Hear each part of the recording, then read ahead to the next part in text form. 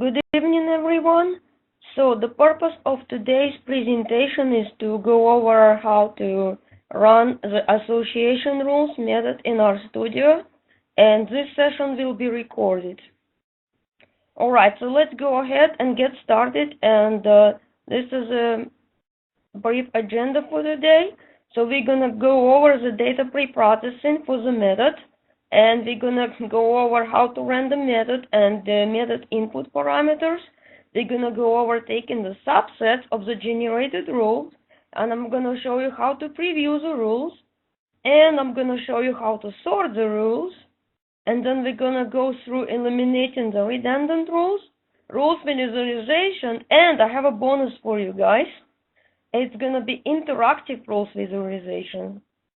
And then we're gonna do some question and answers. So if you have questions, go ahead and type them into chat. So now what I'm gonna do is I'm going to share my screen. Okay, so I'm gonna go share, and I'm gonna share my screen right now with you. You're gonna get into RStudio. All right, here's RStudio.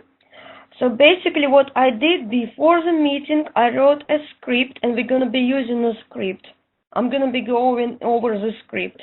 And the reason I did it so that I can save my time a little bit. I can save your time on typing. Now, what we'll do is we're going to upload the data set, and we can run the command, of course, but I'm going to show you again how to use this menu. So look at this. Tools, import data set from local file. Now what I'll do is I know where I saved it. I have a separate folder that I created, and I called it dataset, and here is my file. I took a small subset from the original file, because the original file was huge. All right, and since we are using the RStudio desktop version, then there is we have to deal a little bit of the memory limitation. Now here, this is how the data looks like in the CSV file, the top section. And the bottom section is a preview of how your data frame is going to look like. And basically, the data set has a region, state, it has a metro area code, the age, and then the person marital status, the person gender, education level, race, and if a person is Hispanic or not, the country code of birth, the citizenship, employment status, and the industry. So what we're going to do is I'm going to import it right now, but before I do it, first of all, you want to make sure the heading is set to yes, and in this data set there are no missing values, but in general you want to make sure it's NA, right? And the separator is a comma. So this is my name of the data frame, right? And what I'm going to do right now, I'm going to hit import, and R is going to run the command on my behalf, and it's going to do a preview. This is how the data looks like, right? It's always a good idea to preview. So let me go back to my script over here. So we did that. Right now we need to load two packages. We're going to use a rules and a rules visualization. Now, when you first run the package, right? For the first time, you need to install it. So let's assume that you installed it already. You ran install packages command. That needs to be done just once, right? Now what we need to do is we need to load it. Because right now, if I attempt to run this command, my R is not going to know what that is, right? If I go here, I'm going to get an error message. I need to show you just intentionally. See this? It says could not find the function a priori. Why did it happen? It happened because I never loaded my package into memory. Even though I was working on this script earlier today, I started the new session, so I have to redo this. You can run this command, or you could also do this. See this? You go to the packages, you go to the user library session, and you just check. And R is going to run the command for you. And here you'll see this in red. It's not an error message, right? It's not an error, just telling you that the package was loaded. Now I can go in and check this. Okay. Not sure. Okay, we'll deal with that later. Okay, we'll deal with it. Let me try it again, run. Okay, I'll deal with it when we get to the visualization part. Oh, there we go. It worked right now. See this? It worked right now. It did not give me a warning. Good. Now, I remember it. So right now, do you think am I ready to run my a priori rule message? So here is my data set, right? My package is loaded into memory. Am I done? Now let's see what happens. Let's watch what happens here. Uh-huh. Do you see this? I got this error. Why did I get this error? Because I have a column. My data set has a variable which is numeric, right? Age. Age is a numeric. What do I need to do is I need to discretize. And I have several options in here. Today I'm gonna use different command. I'm gonna use CodeComment instead of discretize. And CodeComment, it works similar to discretization. And what I'm doing in here, I'm specifying the variable name. And here it breaks. It means that I want to split my data as between 0 years old to 19, between 19 to 30, 30 to 45, 45 to 60, 60 to 100. And here are the labels. I'm gonna call 0 to 19, I'm gonna call teen. And between 19 and 30, I'm gonna call young. And then in between 30 and 45, I'm gonna call adult. Okay, so I'm just making up these labels right here. Now, what we can do is we're gonna run this command, right? And I'll show you what happens. So basically, instead of just saying that it's between the ages between 0 and 19, I'm just gonna use a label, something that makes sense. So let me get and run this. All right. So if I go back to my data set in here, see this? It changed. The values have changed. I no longer have numbers. Now we need to take care of something else. I'm going to go ahead and remove this column, remove this variable for the purpose of this exercise, right? So let me go back, and I'm just gonna go and do, oh, it's right here, metro area code and the country birth code. I just decided to remove these two, and to remove the column, you just set it to null. Now we are not done yet. We have one more column, which is called Hispanic. Here we need to keep in mind that the column has two values, 0 and 1. Right? So do you think discretization is a good choice to convert this to a factor? I don't think so, because we only have two values. So what we're going to do is we're going to run factor instead. Run. Right? So do you think I'm ready right now? We could give it a try. So basically what I did, data preprocessing here, I did discretization, but just for the sake of example, I did not use discretize. I used cut this time. And just want to point out that if you use discretization, I know it sounds tricky, you need a rules package, right? You need a rules package. Discretization package by itself won't do it, a rules will do it. So I know it's kind of tempting, you want to think, oh, I'm doing discretization, I need discretize. That's not the case, okay? Now, what we're gonna do here is, now we're gonna run this method. Here what we need to keep in mind is that the method takes, this is a data frame, and you can also specify different options, right? But if you don't specify anything else, it's gonna take the default. So let me go ahead and hit run. And what I'm doing here is I'm creating a variable and I'm calling it rules. And what I'm doing is I'm storing the output of this command into the variable, right? So when I run this thing, it's still gonna echo. It's gonna show me that the method used the default parameter. So what that means is that I want all my rules which have support less than 0.1, I want this excluded. Now here it says that each rule cannot be longer than 10 items. And here is a minimum length, right? So the rule must have at least one item, and I'll show you what that means. And here, this is for the confidence. I want to discard the rules that are less than this value, basically.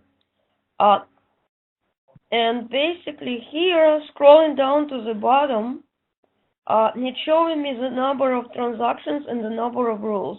Here is the number of rules.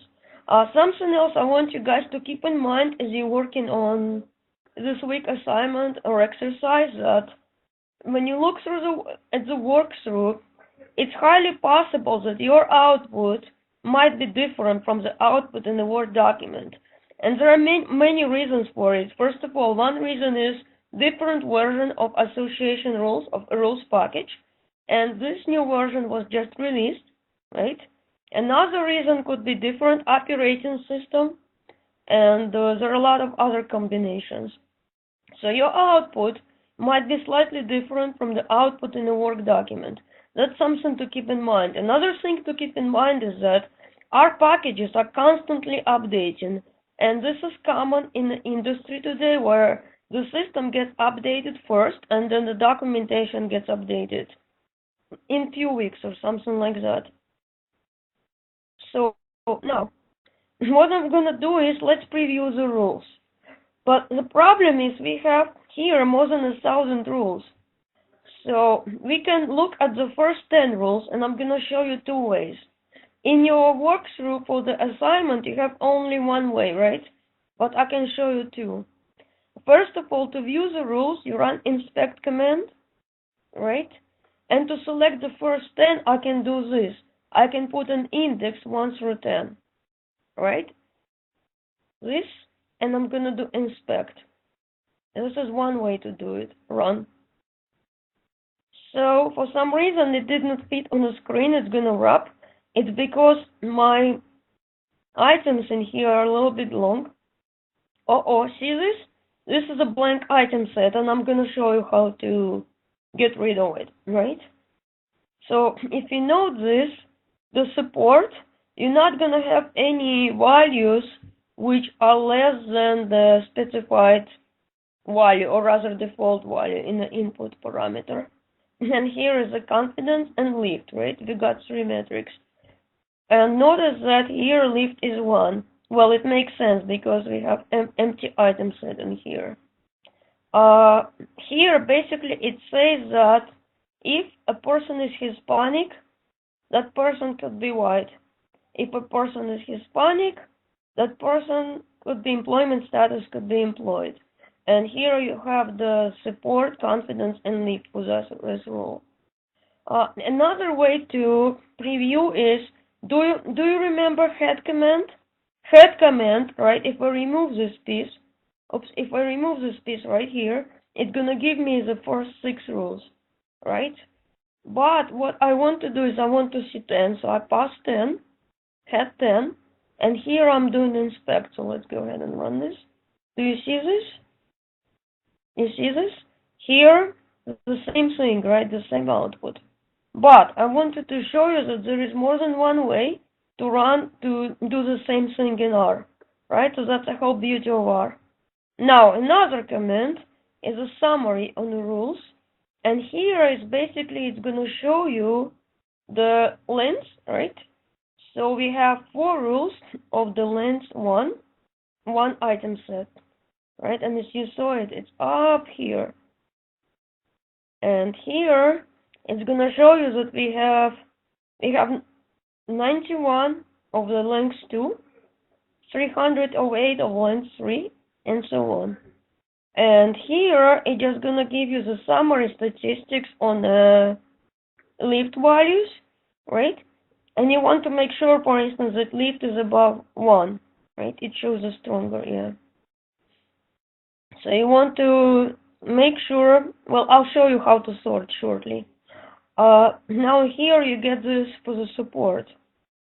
And here is the number of transactions, and here are the input parameters that were taken by default. I realize that we did not specify it, but it comes with default. Now what we're gonna do is, I'm gonna show you minimum length, right? So the way we do it is, we have here parameter equals, and the parameters are a list. So we go list, and in the parentheses, we're gonna specify the option.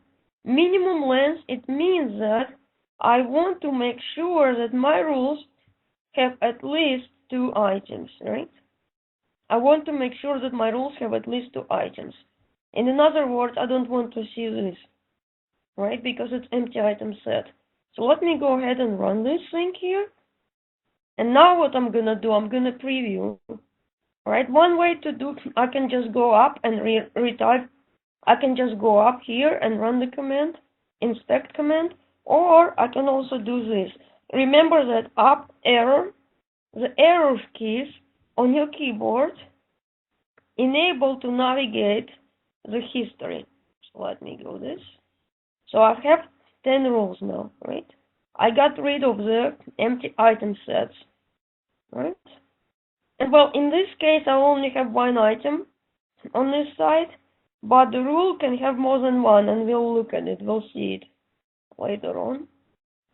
So now, what you want to keep in mind here is that by default, you see 3 metrics, but in reality, there are more metrics than 3. But by default, R shows you only 3, and I think in your walkthrough, I'm showing you how to see more, if you're interested to do that. Now what we're gonna do is, I'm gonna show you how to sort the rules, right? Because what if I want to see the strongest rules? I want to see the rules with the highest lift value. To do this, you need to do the sort here.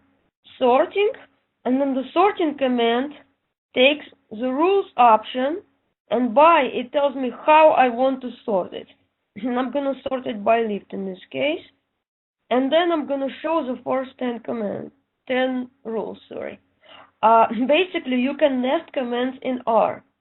Look at this. This right here goes as a first input to the head command.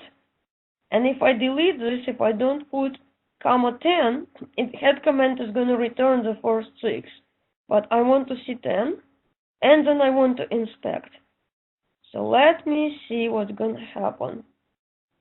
But again, something to keep in mind, I did not store it anywhere.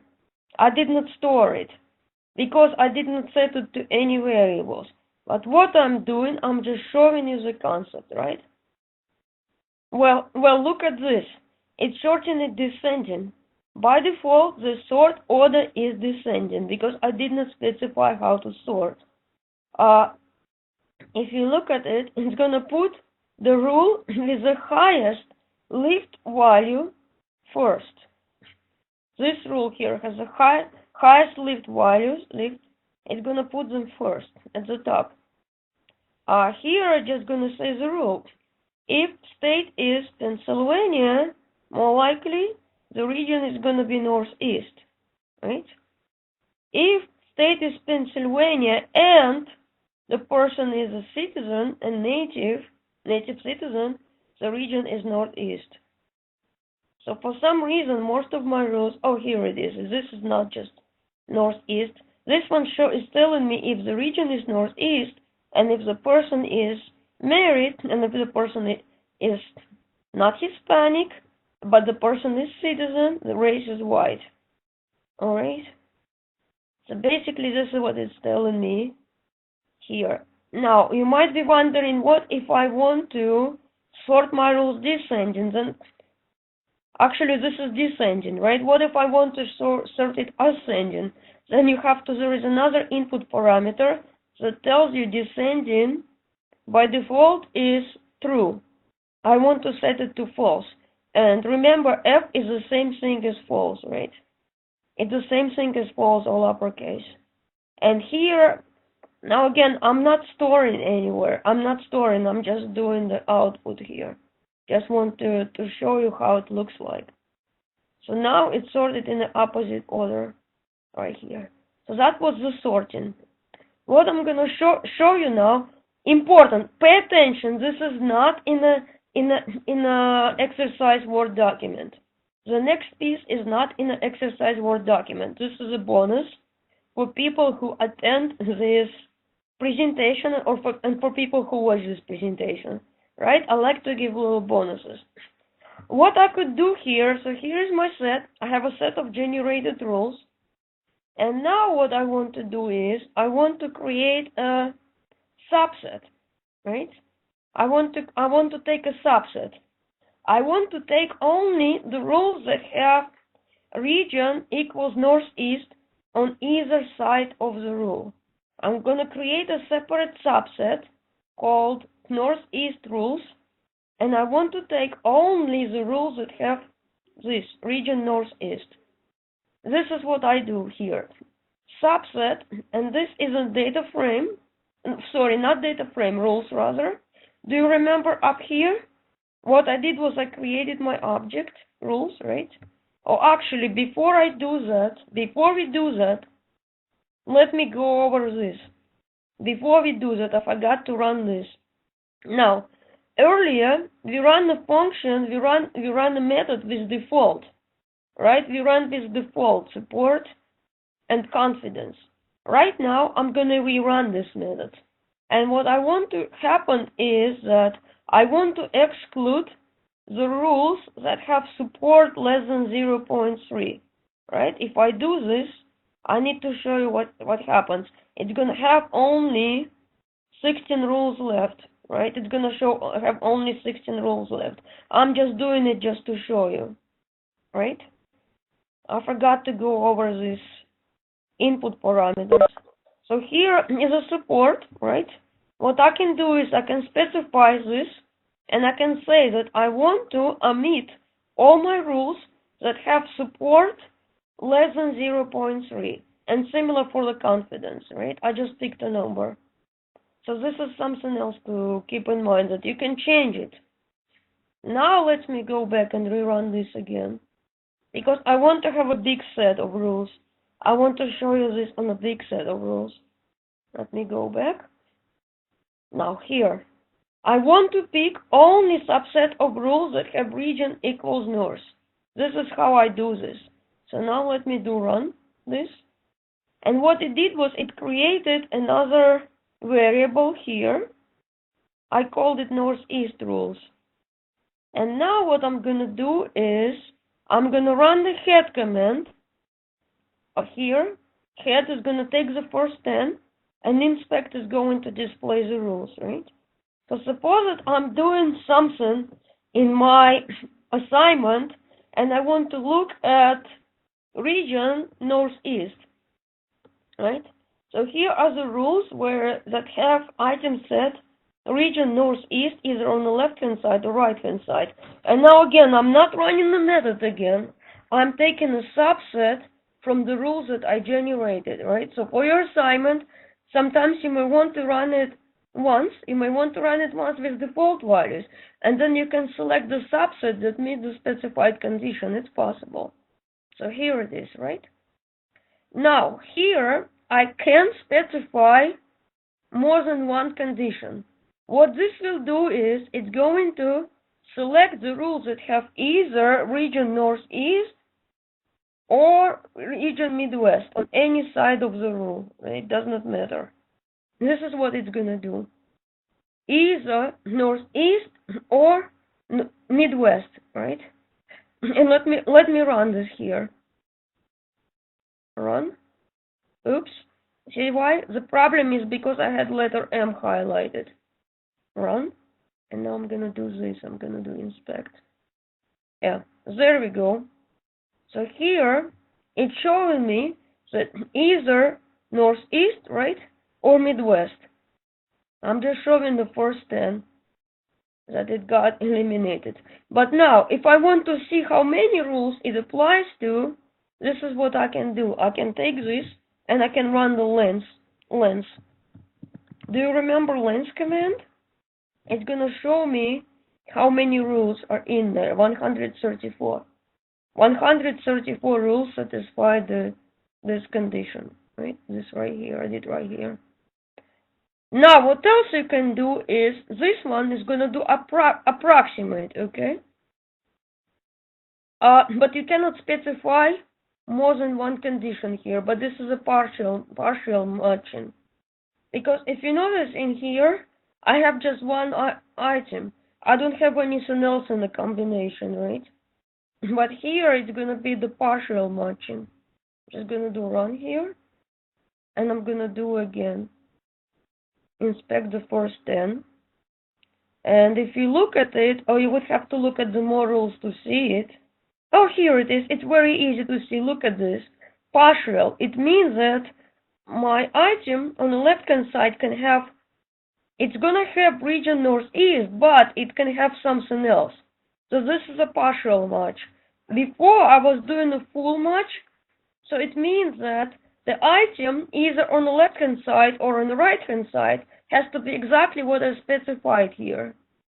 Partial match, it means that the items on either side has to contain what I specify here, right? Because suppose that I want to look at northeast, but I also want to look at other properties within northeast. I want to say, for instance, if somebody is, region is northeast, but in state Pennsylvania, then probably that person is going to be the citizen native, right? So just remember, this is exact matching. This is a partial, right? And here is another way to do exact. But here, if you have AI in, then you cannot list 2 here in the list. You cannot list 2. But you can use in combination with other conditions. I'm going to show you. So here, remember, this is a partial. This is going to be the whole. Let me run this here. And I'm going to display the first 10. Right? See this? This is exact on either side. Now something interesting we can do. We can also limit these rules by lift. For example, I don't want to see any rules with the lift below 1.3. So the way to do it is that this is an end condition. So I'm saying here is that the rules either have this on either left or right hand side, and the rules have lift value above this number. And after this, we're going to post a recording, and also this script is going to be posted in a classroom, right? And I'm adding descriptive comments to help you. So now let's run this here, right? And now we're going to do the inspect command. So remember, head is going to take the first 10 rules because I'm explicitly specifying 10, right? So basically, see this? All lift values are going to be above 1.3, right? This is end. But to do an OR condition, I would need to just, instead of doing the end, I would just need to do the, I'll show you. Control C. Let's copy this thing.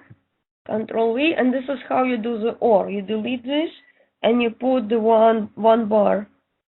Oops. So that's basically one vertical bar, like this. This is gonna be OR, right? And let me run this again.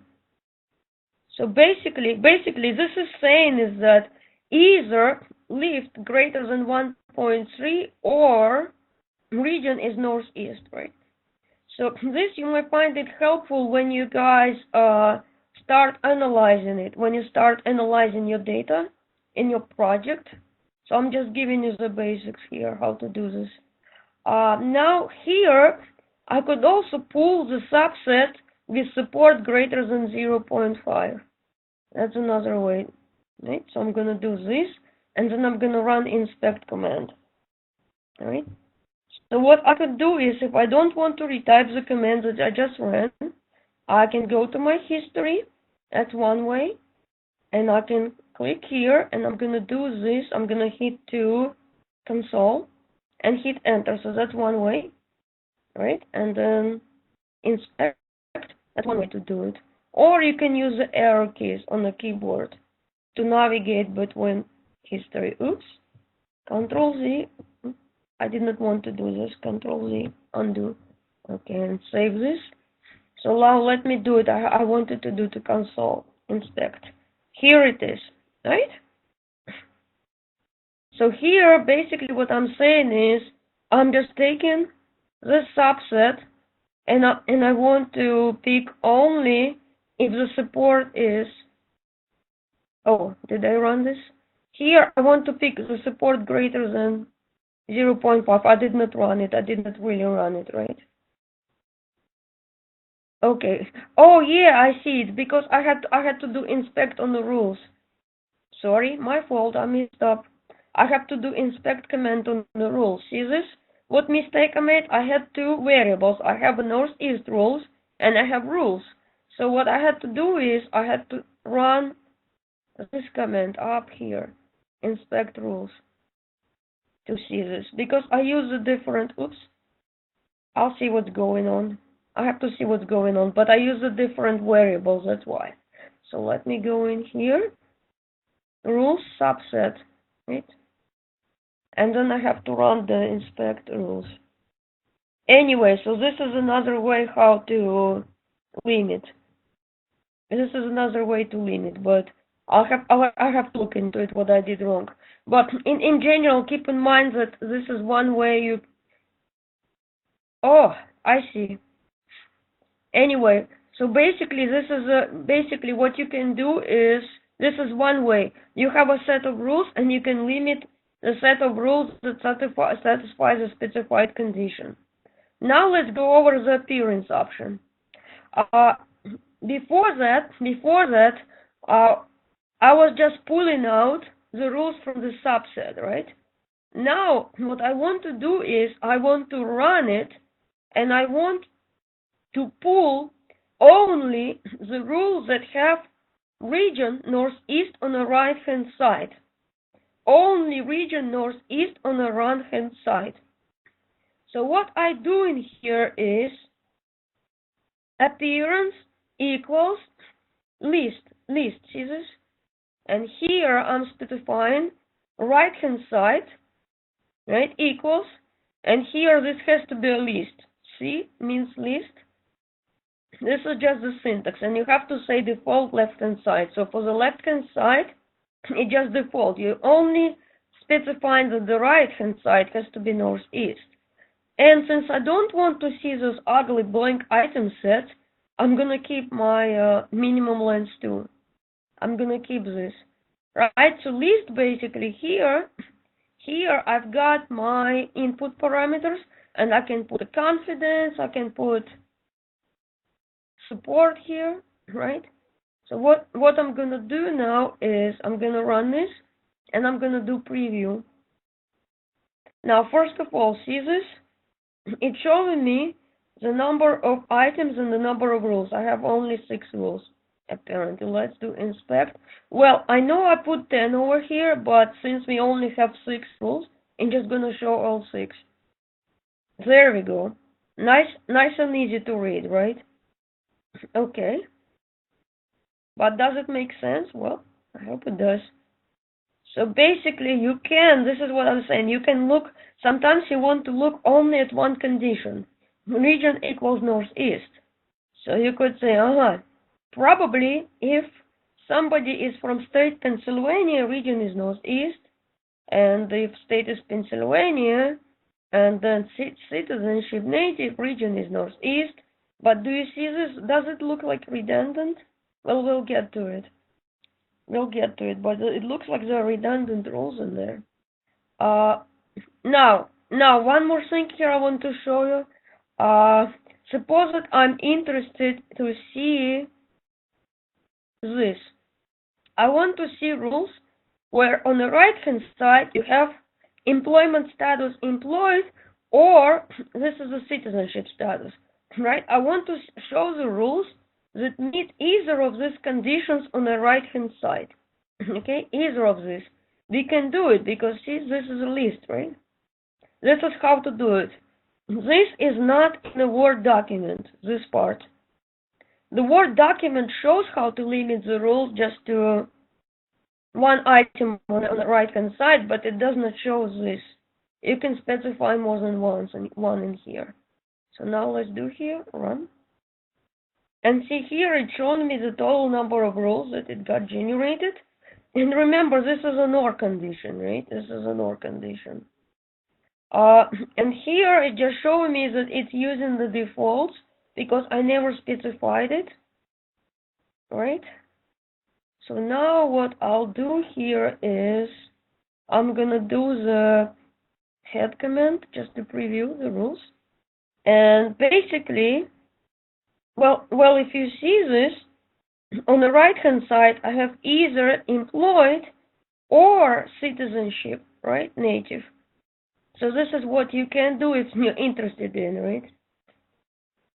Now what we're gonna do is we're gonna talk about the pruning.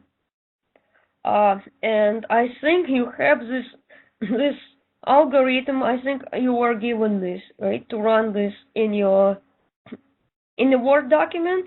It shows you this, right, how to do this.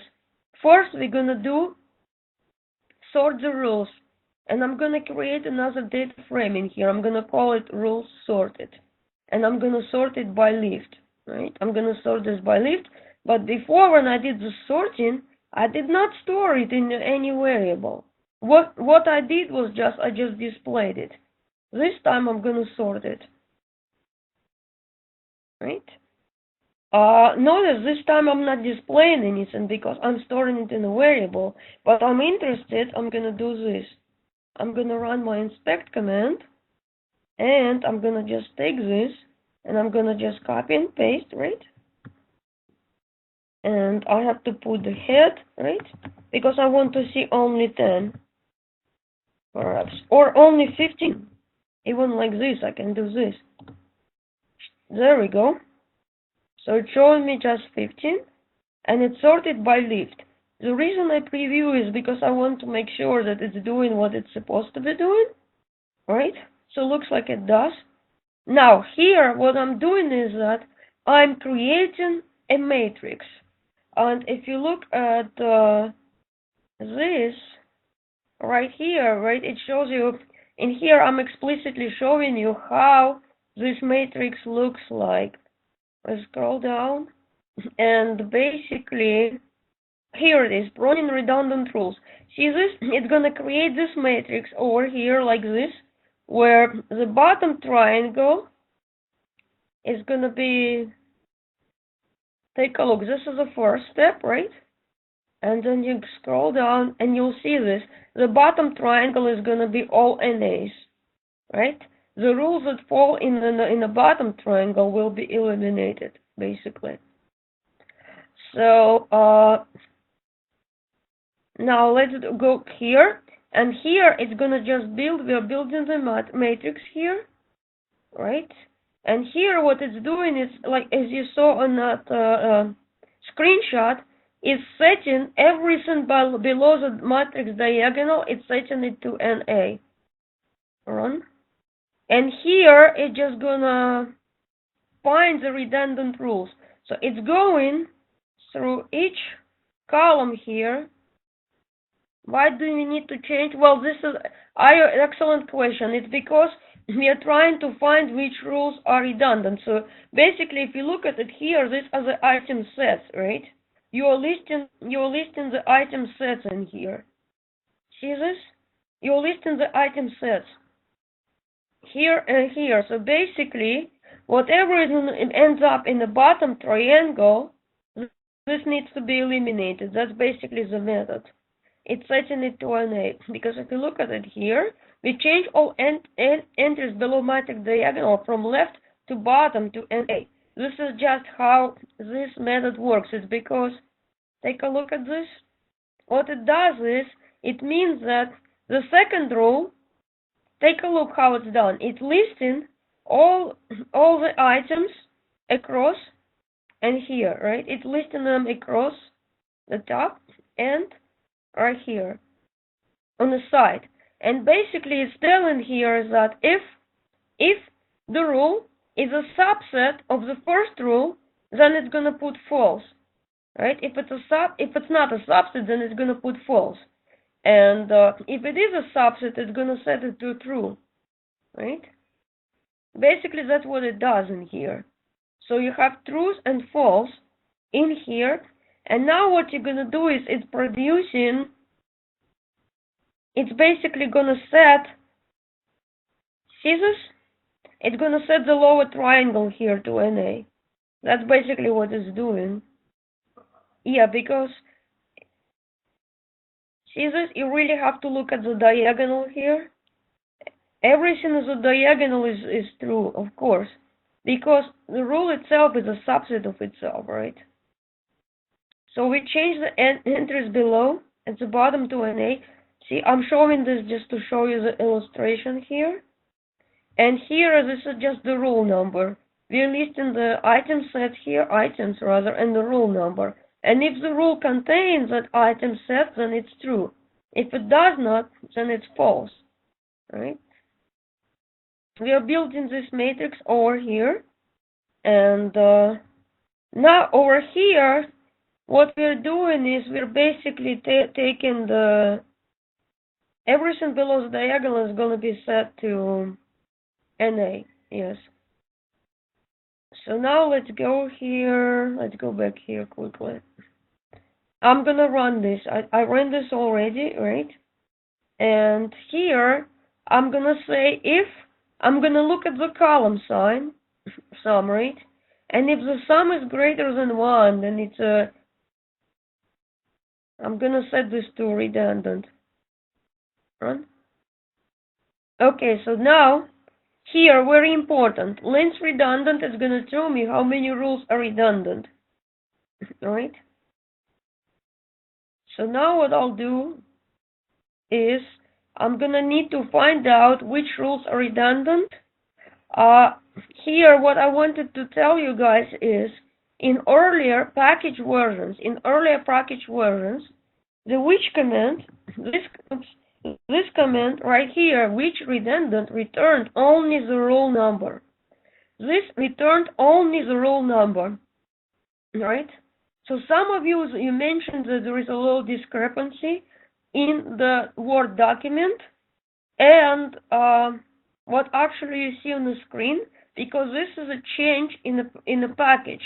See this which redundant right now is going to show me not only the rule itself, it's going to show me it's also going to show me the rule, right? And I'm going to see the first 10. So here is the rule number and it's showing me the rule itself. This is an enhancement. And now what I'll do is I'm just going to apply this. Basically, what it is it's just true and false. Not redundant, it basically shows true and false. Run. Okay, and now what we can do is, this is a set of prune rules. And I forgot to do this. Let's do this. Let's do lens. Lens rules pruned. 280 rules remain. This is what it showed me. I have 280 rules left. And how many rules we got eliminated? A lot, right? We have this many rules eliminated. So what I had to do is I had to add this here. So we did this. This one, this displays which. Okay, we did this, but I had to add this. I had to add lens command because this is really helpful for you guys to see how many. Oh, I have it here, right? So we have here this here. That's good. So here it's going to show me how many rules are redundant, and here it's going to show me what redundant. And here I'm just applying, right? I want to take a subset of. I'm going to take a subset of a rule which is not redundant. And here I'm just displaying the first 10. Lens is going to display how many. And this, let's see what this does. Summary command It's another one of my favorite commands. It's going to show me how many rules I have with 2 items, how many rules I have with 3 items, and so on, right? Here I'm just given the distribution for the support, the minimum, maximum, and the average, and the number of transactions. And here basically, well, when I initially ran the method, I did not specify anything. I did not specify the values, right? Now what we can do is that we're gonna plot the rules. But to plot the rules, something important to keep in mind is you need a rules visualization package to plot these rules. Let me try run. So this is default. Scatter plot is a default plot, right? And basically it's showing me each color code stands for the lift. How dark or how bright the color code depends on the lift value. And x-axis is support and y-axis is confidence. And unfortunately it's not a good plot, and it could be because I have too many rules, but I could also try zoom in. Oh, see this? Yeah, I see my rules. It's very difficult to see, but here it's very light, right? Because most of the rules have a low lift value. I did not specify which plot I want. I did not specify the values here. I did not specify anything. I went with the default, so let's close this for a second. Now what I'm gonna do is I'm gonna use a different method. I'm gonna use graph, right? And by the way, speaking of visualization, the image that you see in Leo in the module 3, that image was created in RStudio. That image was created in RStudio that you see, and it's a graph visualization. Run. It's gonna be cluttered because you have 280 rules and it's gonna take a while to build. Well, now here it's showing me, well, let me zoom in. It might be a little bit better to show you this. What it does is each vertex is gonna be an item, and it's gonna use the color code and a shape. It's gonna use a color code and a shape to represent the support and lift. Oh, yes, support is a size and color is a lift. That's what it is. And here Hispanic equals 1, right? And if you have an arrow, from Hispanic equals 1 to another circle over here, right? It means that you have a rule where this thing, Hispanic equals Y, is on the left-hand side, and whatever it's pointing to is on the right-hand side. Again, this is very difficult to see because I have a large set of rules. To make it easier, I would have to rerun the method and specify the support values to limit the number of rules. I can do this. I can go back here, and I have this right here, right? I purposely wrote it to limit the number of rules. Now I have 16 rules only. I just did it for the purpose of the visualization, and I'm going to do it again. I'm gonna do, oh wait a minute, I would have to use rules, right? So instead of rules prune, let me do this. I'm gonna do plot, and I'm gonna do method graph. I'm just gonna do this for right now because I want you to see what it looks like. I'm gonna do zoom. There you go. See, now it's easier to see this. So each of this is an item, right? Or this? Well, not really. That's a good question. Somebody asked me if under 20 rules is a good rule of thumb. No, not really. But what I did was I only did it for the purpose of the demonstration because I wanted you to see what it really looks like, and it was hard for me to explain what it really looks like when I had a lot of stuff in here. That's why it was just difficult for me to show you when this was cluttered. But nope, There's no good rule of thumb, but I just did it. It's just a matter of my choice, I guess, right? So here, it's saying if sex is a male, then whatever is here, right, is going to be on the right-hand side. That's my understanding, yeah. And here it's showing the support. It goes by the size, right? And in the lift goes by the color code. Darker color, and the higher the lift. Now, I'm going to close this. Okay, so you have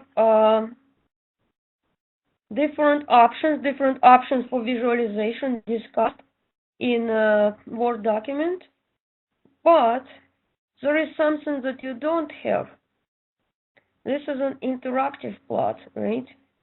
You don't have this in your document, but this is your bonus for attending this presentation. And I'm going to show you what's going to happen. So I'm going to say, I want rules.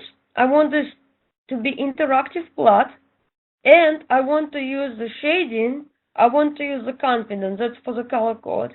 And measure wants to be support. Let's see what happens. Let me run this. See this? Do you see this? In here, over here, in this window, I can play with this. What I can do here is that I can click on any rules over here. I select my rule, and I'm going to click on inspect. And in here, it just show me what the rule is. Do you remember in the other visualization, scatter plot, I did not know what rule each dot represented. Here I can see it. Left-hand side, right-hand side, and here I see my support confidence, lift, and the order. See this? I think it's right here. I can click on another rule and click inspect. There we go. It's going to show me what it is, right? What I can also do is I can filter my rules. Do you see this confidence here? It has a slider, and I can filter out. What you need to do is you just need to drag the slider right here. Or let's see, you click on the filter first. You have to click on the filter first, and then drag this. Right? See this? I changed it, and my rules change. And my rules change in here, right? Now what you can do is you can only select the subset of rules, and to do this you do double click, click, click, right? It's going to select the area, and I can just do the zoom in, right? I can do zoom in, or I can also zoom out, right? That's what you can do. So basically this plot is interactive. And this is really interesting because you can just click and it tells you what the rule is. It did not tell you on the other plot that we saw. Now what I'll do here to stop this game, you can click on end. Right?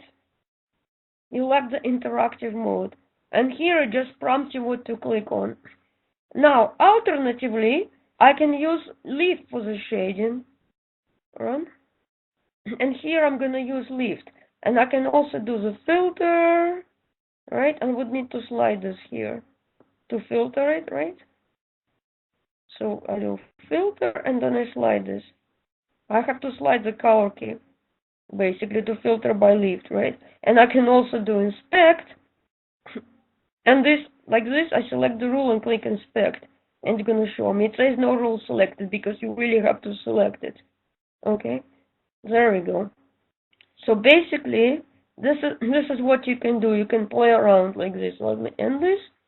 And this one, this is also an interactive, but it's not as elaborate at this point. So let's see graph. Let's see what it does. This one opens up another window. This one opens up another window. And see, what I could do is, although I won't be able to filter or inspect anything like that, I can just move around, I can just plot, and I can do the different layouts. I can do the circle layout, or I can do this layout, And this is just the method that it's gonna run.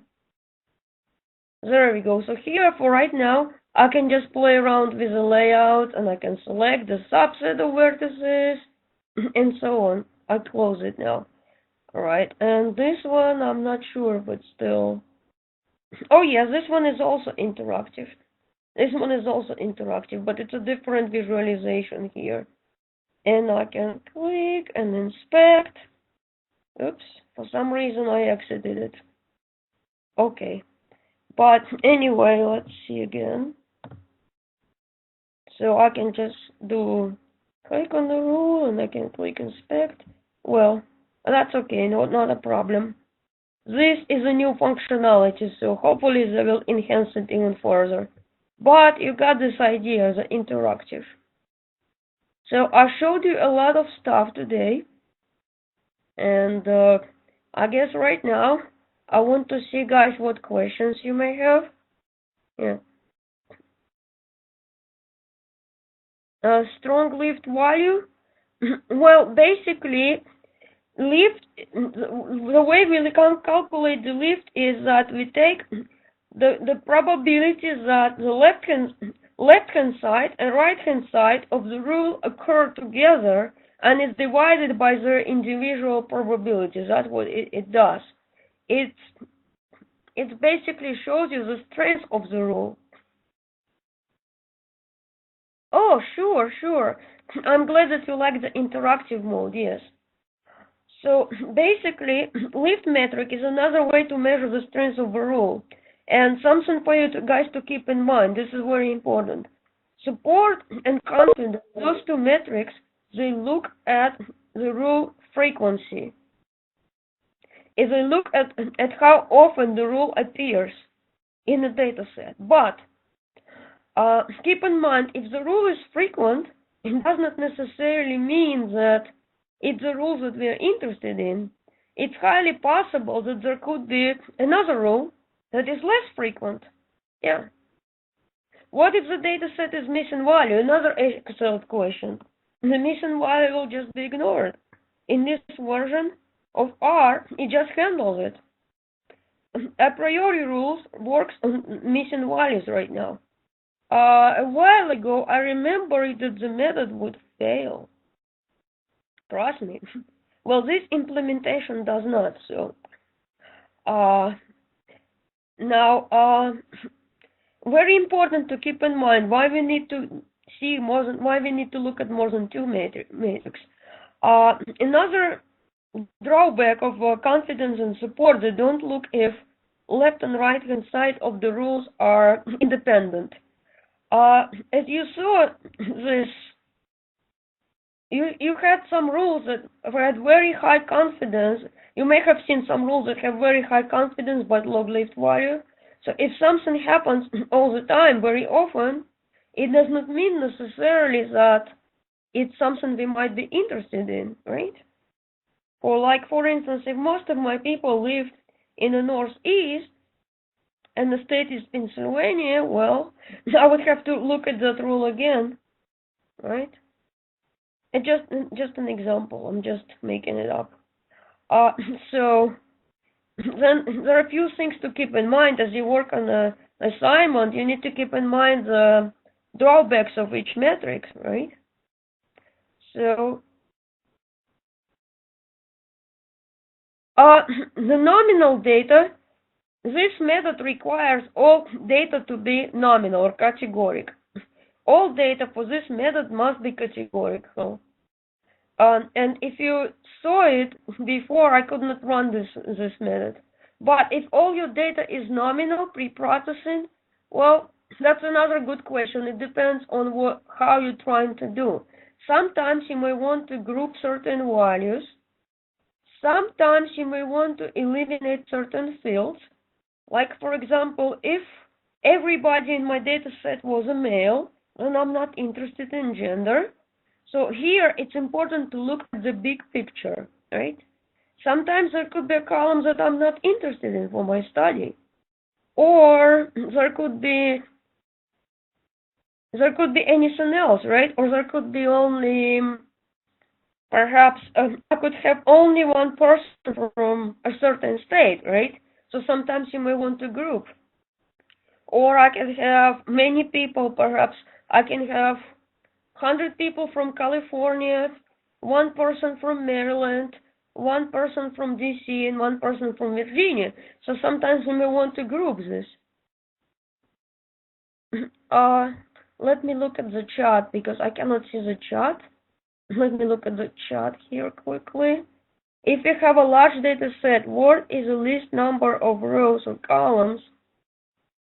Oh, this is an excellent question, and there is no answer to this. Well, the reason I took a subset is just because I want to make sure that it runs in our studio. You just need to just play as trial and error. But you want to make sure that your study has a purpose, right? I'm not going to take 10 data rows because my study is not going to make it's not going to make any sense.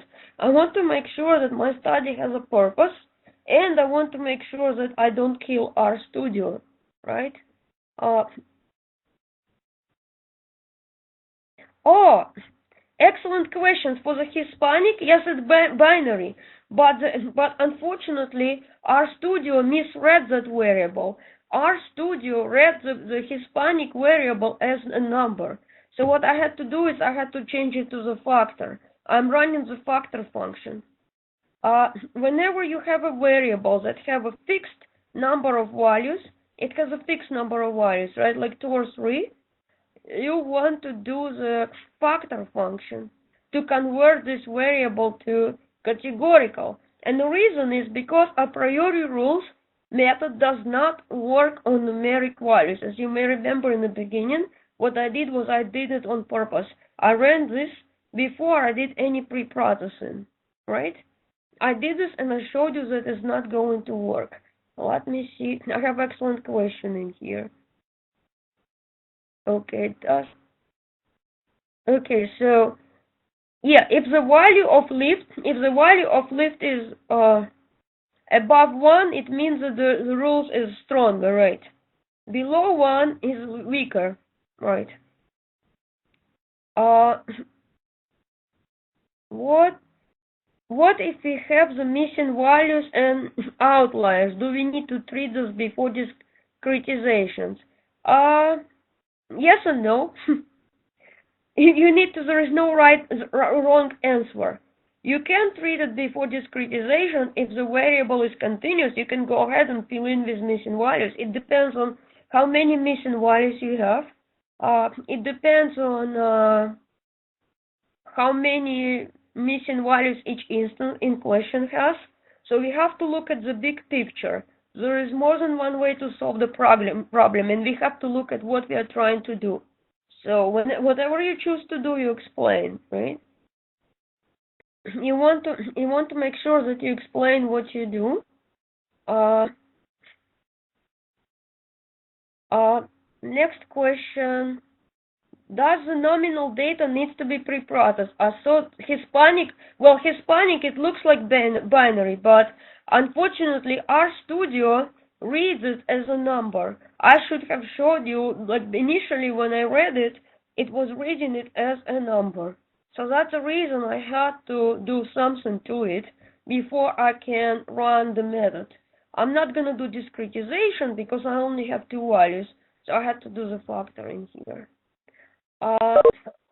If you have the large, this is a very good question, Io. So there is no good rule of thumb of how many instances there should be in a subset, but you want to make sure that your study has a purpose, and you want to make sure that you're not killing R, because we are using R on the desktop, right? And basically, you want to make sure you're not running out of memory. Well, unless you want to use R in the clouds, and you can use larger data sets. But this is something, let's hold on to data 650 class until that. Now, so basically, which variables to pick? That's another good question. You need to look at the purpose of your study, and you need to look at the data. you need to look if the variable is unique identifier, then you're going to want to remove it, right? You want to look if the variable has missing values for half of the data, then you're not going to want this, right? So here there is no standard answer, right? So we did the subset. Do you also like the idea of keeping an ace as its own bin? Sure, why not? Why not? In fact, sometimes we can treat nulls as unknown. Absolutely, yes, we can. Definitely, we can treat it as a value. Why not? Not a problem for this method. Some methods don't take on a, so you would have to physically record it as something else. You would need to come up with something that stands for NA. Do you also like, okay, this one I saw it, right? Based on example today, I did not see how I do, classification. We did not do classification today, right? Is there a confidence that determine it or the lift? Oh, okay, here, basically what you need to do is you need to look at both. See this? When you have a rule, you need to look at both. You have to look at the support, confidence, and lift. Yes, we have it right here. I did not do the explicit calculations of this, but for each rule, right here, you have to look at the support, confidence, and lift. And I can sort my rules. I can see the rules with the highest support. I can see the rules with the highest lift, right? This is what you need to do. You need to look at three metrics. You need to see a big picture in here. If the rule is frequent, it does not mean that the rule we are interested in, right? We have to analyze all three. And I think in your assignment there is a question why we need to look at the three. So you want to look at drawbacks and advantages of each metric, right? Because confidence and support, we don't know if my left hand side and right hand side are independent. We have no clue in here, right? So you have to look at all metrics. And in fact, there is one more than that. There is also leverage, conviction. We are not covering here, right? Because sometimes you may want to interested to see what happens if this here is Pennsylvania and here is not Northeast, and so on, right? I hope I answered the question. Let me see. How to determine what we use? This is another good question. This is another good question. This is a trial and error. You pick a value and see what it returns, right? But something to keep in mind is that what happens when you increase the value? When you increase the value, you're going to get less rules, right? Yes, okay, I may have picked 0.7. That's fine. You pick what you like, and then you explain. This is a trial and error. You just pick any and you explain. Treat outliers? Well, in this case, does not matter because there is no such a thing as outlier in this case. How do you define an outlier? There is no outlier in this case. But if you have a continuous variable, you're dividing it into bins, right? This is association rule. This is not classification, right? There's no. It's different. Does R determine which is strongest? Strength, support, confidence, and lift? No. It just lists you what the values are. Not that I know of. Sometimes the first rule. Well, yes, the first rule. Well, because I specify the sorting. That's how it is. It specifies. Oh, in a raw data set outlier, I see. Well, it's not gonna be matter because you are discretizing it. You're discretizing it. You're setting it to the range, right? What you could do is you can do the equal frequency binning. So an outlier does not really matter, right? Suppose that if I have somebody 120 years old if I go by frequency, or if I put here INF, which means infinitely, right? It does not matter. It's just gonna be above 60. So in this case, it does not matter. Yes. Yeah, but when you run the metrics, yes, sometimes you could get, sometimes it's sorted by support, sometimes it's by lift. But just to make sure that you're aware what's going on, you can just pick, right? Like I was doing it here, I was picking here what I wanted to sort. In here, you can specify what you want to sort. Here. I just specified. That's all. I specified, and I want to do the decreasing or increasing. And sometimes you will want to pick a rows that have relatively higher lift value, relatively high constant and support. But for the homework questions, mainly you want to show the reasoning. We don't want to see something like this. I pick this rule because it has higher support, something like that. You want to explain, and you want to pick a rule and explain the meaning. So basically, it's based on thinking outside the box and going beyond, right? So in your case, going beyond could also be, in your assignment, you can also look at the subsetting, and you're going to get this example. You're going to get this. And another thing that I wanted to point out is that to learn more about the input methods, you need to do the question mark, and then you just put this. You put the question mark, and you type the function name, and it's going to show you the help page. It's going to show you the help page for this method. Usage and what different options are, and so on. Appearance, right? So keep in mind that when you generate the set of rules, right there you want to specify to limit to have only specific item set on the right hand side, right? Or you can just generate a set of rules and then filter out from the set. And that part was not in a Word document, right? And the interactive visualization is also not in the Word document. I wanted to make sure that people who watch this WebEx get a bonus. People who watch this WebEx attend or watch the recording get this little bonus from me. Elena's special. Now let's see what questions we have. More questions? Elena likes questions. Okay. Will there be any reason to consider? Oh yes, definitely. Definitely. Oh sure, yes. So definitely there is. And basically if you look at you can consider, this is optional, but this is a good option. And if you look at it, there is an article. If you look in a classroom, and if you look in this is a section 43. Oops, modular 4 is not ready yet. It's still not ready. But let's look at here. If you look at this, if you look at it here, there is an article, recommended reading, and here it is. It's selecting objective measure for the association analysis. So what I do recommend you guys is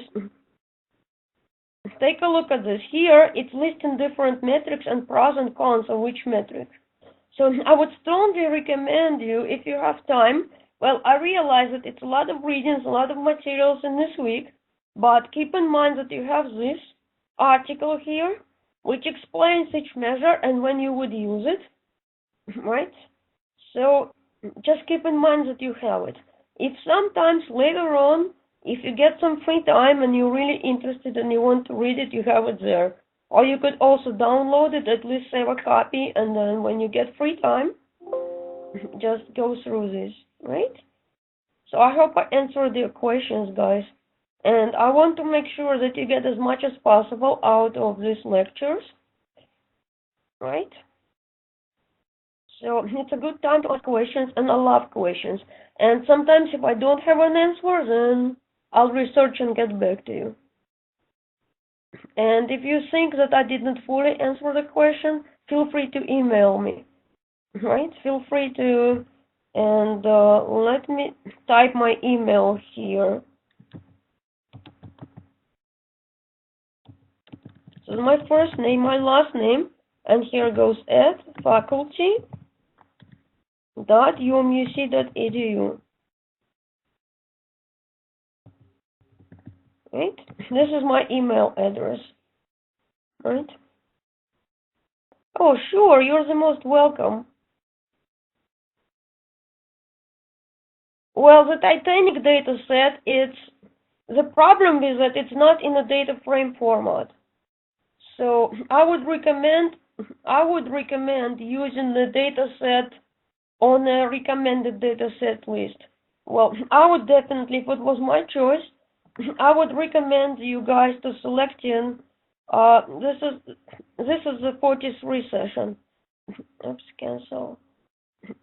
I have to be careful because make sure that I don't delete anything because it's an edit mode. So if you look at it here, there is a recommended data set for assignment 3. So select one of these, okay? This is my first choice. Titanic, it's when nothing else works for you. But this is a set here. This is for the assignment 3. Oh yeah, definitely, absolutely. This copy of the R script will be posted together with the recording. Oh, definitely, because I prepared this, guys. So this is for you guys, of course, definitely. I want to make sure that you have this example, and what I did was I added the comments to make sure that you understand that if you look at this tomorrow, right, you'll be sure what I did. Yeah, definitely. I'm gonna go through this, and I'm gonna make sure that it's not missing any comments, anything like that. Oh, sure, you're the most welcome. So basically, when it comes to helping students, I call it customer service. That's my terminology. That's my terminology. If you don't remember anything else, remember this. It's customer service. Right? So, any other questions? Oh, you don't have set of data sets?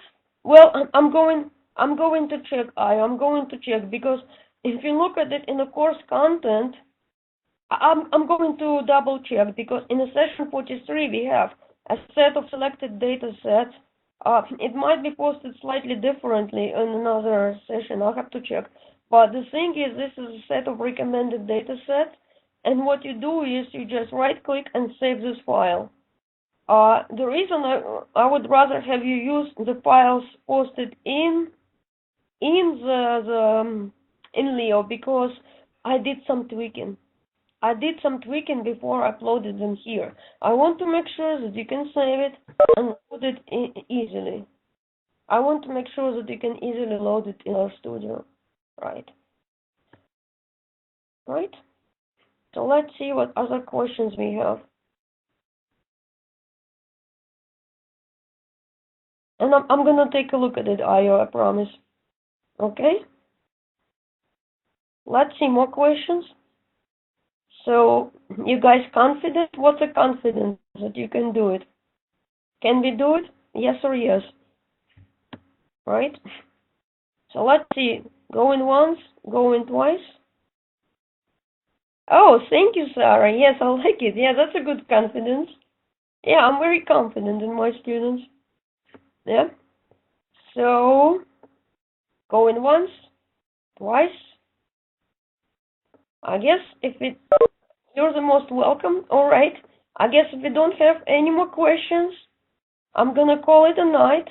And thank you all for undivided attention. So I'm gonna stop sharing, and I'm going to end the recording.